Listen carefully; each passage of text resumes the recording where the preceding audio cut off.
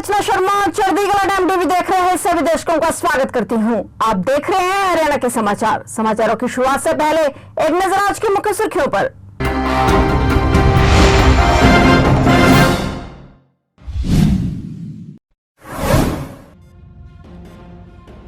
अनुच्छेद 370 को लेकर हुए हंगामे के बीच पूर्व सीएम खट्टर का बयान, बोले यह साजिश कभी सफल नहीं होगी, जेएंडके में 370 की कोई संभावना नहीं।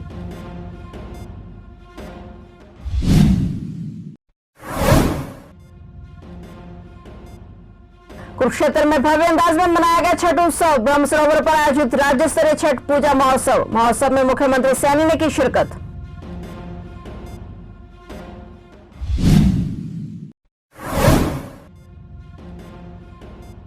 लॉरेंस बिश्नोई के नाम पर धमकाने वाला युवक गिरफ्तार। फरीदाबाद के एक निजी अस्पताल को दी थी धमकी। 4 दिन के रिमांड पर भेजा आरोपी।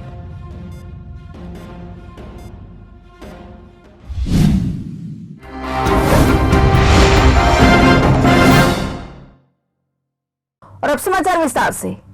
जम्मू कश्मीर की विधानसभा में अनुच्छेद 370 को लेकर हुए हंगामे के बीच केंद्रीय मंत्री मनोहर लाल ने साफ कर दिया है कि वहां 370 वापस आने की कोई संभावना नहीं है। अगर यह किसी की साजिश है तो इसे कभी सफल नहीं होने दिया जाएगा। अनुच्छेद 370 की बहाली को लेकर जम्मू कश्मीर विधानसभा में खूब हंगामा हुआ था। विधानसभा में पीडीपी विधायक की तरफ से अनुच्छेद 370 की बहाली पर बैनर दिखाए जाने के बाद जमकर बवाल हुआ था और इसके बाद विधायकों के बीच हाथापाई भी हुई थी। वहीं इस बीच केंद्रीय मंत्री मनोहर लाल ने कहा कि जम्मू कश्मीर में 370 का विषय नया नहीं है, ये तब से है जब देश का संविधान बना था। पूरे देश में मांग थी कि 370 को खत्म किया जाना चाहिए। इसे भाजपा की केंद्र सरकार ने खत्म किया है। जम्मू कश्मीर में 370 खत्म हो गई है। बता दें कि हरियाणा के पूर्व मुख्यमंत्री और केंद्रीय मंत्री मनोहर लाल खट्टर आज चंडीगढ़ पहुंचे हैं। यहाँ मनोहर लाल चंडीगढ़ प्रशासन के अधिकारियों से मीटिंग में ट्राई सिटी में मेट्रो रेल प्रोजेक्ट, चंडीगढ़ में बिजली का निजीकरण से लेकर स्मार्ट सिटी प्रोजेक्ट को लेकर चर्चा करने पहुंचे हैं। मुख्यमंत्री नायब सिंह सैनी ने सूर्य की उपासना का प्रतीक और लोक परंपराओं के महापर्व छठ उत्सव के अवसर पर जिला कुरुक्षेत्र में पवित्र ब्रह्म सरोवर पर आयोजित राज्य स्तरीय छठ पूजा महोत्सव में शिरकत की और सभी को छठ उत्सव की शुभकामनाएं दी। मुख्यमंत्री ने राज्य स्तरीय छठ महोत्सव में अस्ताचलगामी सूर्य भगवान को अर्घ्य अर्पित किया और साथ ही उन्होंने मंत्रोच्चारण के बीच परंपरा अनुसार देश के नागरिकों के लिए मनोकामना पूर्ति, समृद्धि और प्रगति के लिए पूजा अर्चना की। इस मौके पर सीएम नायब सिंह सैनी ने कहा कि छठ पूजा के पावन अवसर पर गर्व का अनुभव हो रहा है कि पूर्वांचल के लोगों ने बेटी बचाओ बेटी पढ़ाओ के संकल्प को पूरी तरह साकार करके दिखाया है। प्रधानमंत्री के मार्गदर्शन में हमने श्रमेव जयते में विश्वास करते हुए पिछले 10 वर्षों में अनेक कल्याणकारी योजनाएं शुरू की हैं। सूर्य ग्रहण मेले के समय देश विदेश से श्रद्धालुओं द्वारा जिस पावन तीर्थ में डुबकी लगाई जाती है, उस ब्रह्म सरोवर पर आज छठ पर्व की आस्था और शोभा को देखकर मुझे बड़ा गर्व अनुभव हो रहा है। यह पर्व सूर्य की उपासना का ये पर्व है। मैं सभी माताओं बहनों को छठ पूजा के अवसर पर हार्दिक बधाई और शुभकामनाएं देता हूं।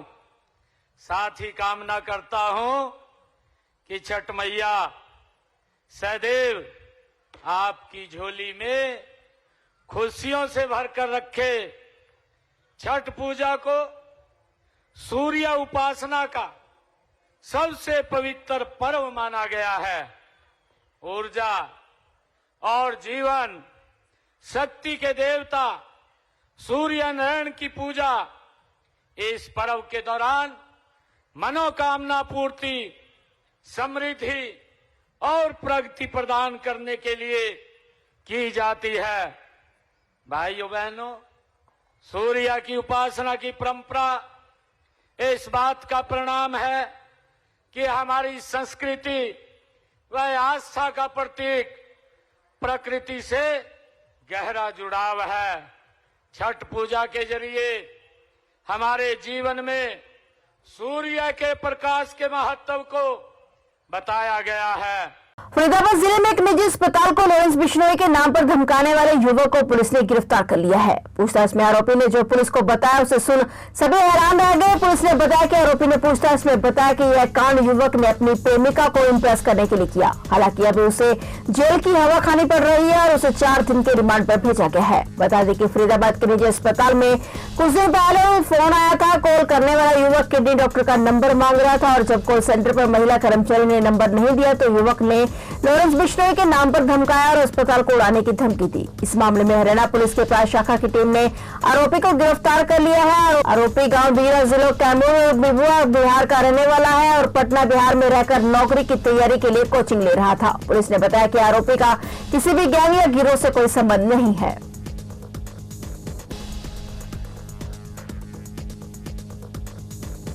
रायपुर रानी खंड के गांव रैना में स्थित मदरसे में पढ़ने वाले एक 13 वर्षीय नाबालिग से कुकर्म करने का मामला सामने आया है। प्राप्त जानकारी के मुताबिक जिला यमुनानगर निवासी नाबालिग लड़के के पिता ने पुलिस को बताया कि उसका 13 वर्षीय बेटा पंचकुला जिले के रायपुर रानी खंड के रैना गांव के मदरसे में पढ़ता है और वहां उसके बेटे के साथ मदरसा में खाने बनाने का काम करने वाले व्यक्ति अब्दुल बासिद ने कुकर्म किया है। इतना ही नहीं, आरोपी बावर्ची ने नाबालिग को जान से मारने की भी कोशिश की। आरोपी ने इस पर पत्थर से अनगिनत वार किए और हड़बड़ाहट में मौके पर नाबालिग को मरा हुआ समझकर भाग गया, जिसके बाद शिकायतकर्ता ने पुलिस थाने पहुंचकर पूरी घटना की जानकारी दी। वहीं मामले को लेकर रायपुर रानी पुलिस थाना प्रभारी सुखबीर सिंह ने बताया कि पुलिस ने शिकायत के आधार पर मामला दर्ज कर मुस्तैदी से आरोपी बावर्ची को 12 घंटे में गिरफ्तार कर लिया है। साथ ही पुलिस पूरे मामले की गंभीरता से जाँच कर रही है। हमारे संज्ञान में एक मामला आया था बच्चे के साथ कुकर्म करने का, तो उसके जो फादर है उनकी तरफ से कंप्लेंट आई थी। उनके बच्चे के साथ ऐसे वहाँ मदरसे में पढ़ता था, तो वहाँ एक उसके जो बावर्ची है वहाँ ने उसके बच्चे के साथ कुकर्म किया, उसको उससे मारपीट की और जान से मारने की कोशिश की। तो उस पे हमने कल FIR रजिस्टर कर दी है और जो आरोपी था उसको हमने अरेस्ट कर दिया गया। जब ये मामला आपके सामने आया, जब आरोपी ने बताया जा रहा है जैसे रिपोर्ट में कि भी उसको मृत अवस्था में वहां पे छोड़ दिया था, वो युवक का जो किशोर था उसका पता कैसे चला? ये रैना गांव के पास एक नदी है, उसके बच्चे के साथ वहां उसने मारपीट की थी आरोपी ने, और आरोपी मारपीट करके वहां उसको छोड़ आया था। तो लड़का जो बच्चा था, बच्चे को जो गांव वाले ने देख लिया था वहां पे, तो वो गांव वाले बच्चे को मदरसे में छोड़ गए थे। पिता ने अपनी शिकायत में बताया है कि मदरसे के प्रबंधकों ने उन्हें बताया कि बच्चे को मोटरसाइकिल के द्वारा टक्कर मारी गई है। इसके बारे में क्या? पिता जो उनके बच्चे के पिताजी हैं, उसको ये चीज जब उनके पास मैसेज किया था तो उनको ये बताया था ये एक्सीडेंट कोई अननोन व्हीकल से वहाँ एक्सीडेंट हुआ है। तो उसके बाद में बच्चे ने पिताजी को बताया कि मेरे साथ ये चीज हुई है, तो उन्होंने इस बारे में शिकायत की पुलिस को। हरियाणा में प्रदूषण की स्थिति कई दिनों से खराब बनी हुई है। खासकर दिल्ली से सटे NCR के इलाकों में प्रदूषण बढ़ रहा है। प्रदूषण के कारण वातावरण में सुबह शाम के समय स्मोक छाया रहता है, जिससे लोगों को गले, आंखों और फेफड़ों से संबंधित रोग हो रहे हैं। वहीं सरकार की तरफ से उठाए गए कदमों के बावजूद प्रदूषण का स्तर 400 पार पहुंच गया है। हालांकि हरियाणा में पराली जलाने के मामले में कमी तो आई है, मगर अब भी किसान पराली जला रहे हैं। जानकारी के मुताबिक आज बहादुरगढ़ में AQI लेवल 500 तक दर्ज किया गया और बल्लभगढ़ में 422 और भिवानी में AQI लेवल 402 पर रहा। इसके अलावा कई अन्य शहरों में AQI लेवल 300 दर्ज किया गया है। पराली जलाने से होने वाले वायु प्रदूषण के मामले पर सुप्रीम कोर्ट की सख्त टिप्पणियों के बाद केंद्र सरकार ने सख्त रुख अपनाते हुए पराली जलाने पर जुर्माना राशि दोगुनी करने का फैसला किया है, जिसके तहत 5 एकड़ से ज्यादा जमीन पर पराली जलाने पर जुर्माने की राशि बढ़ाकर 30,000 रुपए कर दी गई है। वहीं हरियाणा सरकार पहले ही पराली जलाने वाले किसानों पर मुकदमा दर्ज करवाने के आदेश लागू कर चुकी है। केंद्र सरकार द्वारा जुर्माना राशि दोगुनी करने के फैसले के खिलाफ अम्बाला के किसानों में भारी रोष देखने को मिल रहा है। किसान सरकार के इस फैसले के खिलाफ विरोध जाहिर कर रहे हैं। किसानों का कहना है कि पराली जलाना हमारा शौक नहीं, मजबूरी है। सरकार पराली प्रबंधन करने में किसानों की मदद करने का दिखावा मात्र करती है। सरकार खुद हमारी पराली का प्रबंधन करवा दे तो इसमें हमें सरकार से कोई प्रोत्साहन राशि नहीं चाहिए। किसानों का यह भी कहना है कि हमारे खिलाफ मुकदमे दर्ज करवाना और दोगुना जुर्माना वसूलना निंदनीय है। सरकार से तुरंत वापस ले, नहीं तो हमें मजबूर विरोध प्रदर्शन और आंदोलन का रास्ता अपनाना पड़ेगा। हरियाणा में कभी पराली का मुद्दा है, लगातार चलान हो रहे हैं। अब सुनने में आया कि चलान डबल कर दिए हैं, तो ये क्या लॉजिक है भाई? फैक्ट्रियों में लगातार धुआं चल रहा है, वहां से 2 नंबर की कमाई मिलती है इन लोगों को, वहां कोई चलान नहीं है। जिम्मेदारों को बोलते हैं 1000 रुपए देंगे हम, वो भी भिखारी की तरह। हम लोग कागज ही नहीं इकट्ठे कर पाएंगे उसके, तो हम कहते हैं कि आप जिम्मेदार से 1000 रुपया लो, हमारी पराली का हल कर दो। क्यों नहीं कर पा रहे हैं ये लोग? नजायज औजार बना के जिम्मेदार को लपेटने के चक्कर में है। गवर्नमेंट की अपनी जिम्मेवारी है ना। हम बोलते हैं 1000 हमारे से लो, पराली का हल करो हमारा।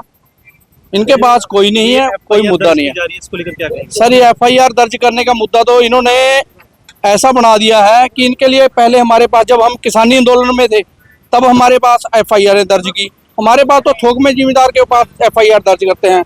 बताओ कौन सा जुल्म कर दिया जिम्मेदार ने देश के लिए अनाज पैदा करके।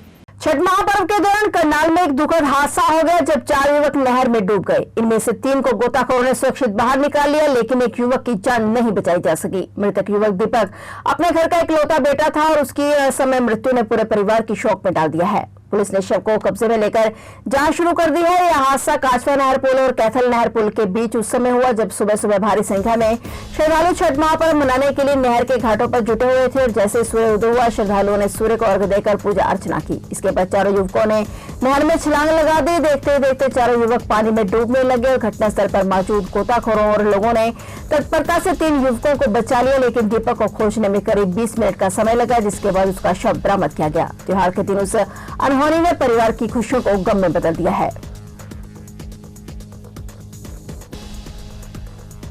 यमुनानगर में महर्षि वेदव्यास की कर्मस्थली बिलासपुर में तीर्थराज कपिल मोचन में 11 नवंबर से 15 नवंबर तक लगने वाले प्रसिद्ध धार्मिक और ऐतिहासिक अंतर्राज्यीय श्री कपाल मोचन श्री आदि बद्री मेला 2024 के प्रबंधों को लेकर जिला और पुलिस प्रशासन द्वारा सभी विभागों के अधिकारियों की बैठक सूरजकुंड कपाल मोचन बिलासपुर में हुई। यमुनानगर के बिलासपुर में लगने वाले इस मेले में सभी विभागों के अधिकारियों ने भाग लिया। मीटिंग में मेला प्रबंधों से जुड़े अधिकारियों को आवश्यक दिशा निर्देश दिए गए। उन्होंने बताया कि 11 नवंबर 2024 को श्री कपाल मोचन श्री आदि बद्री मेले की प्रदर्शनी और सांस्कृतिक कार्यक्रम का विधिवत उद्घाटन होगा। उन्होंने बताया कि ऐतिहासिक कपाल मोचन मेले में विभिन्न विभागों द्वारा प्रदर्शनी स्टॉल लगाए जाएंगे।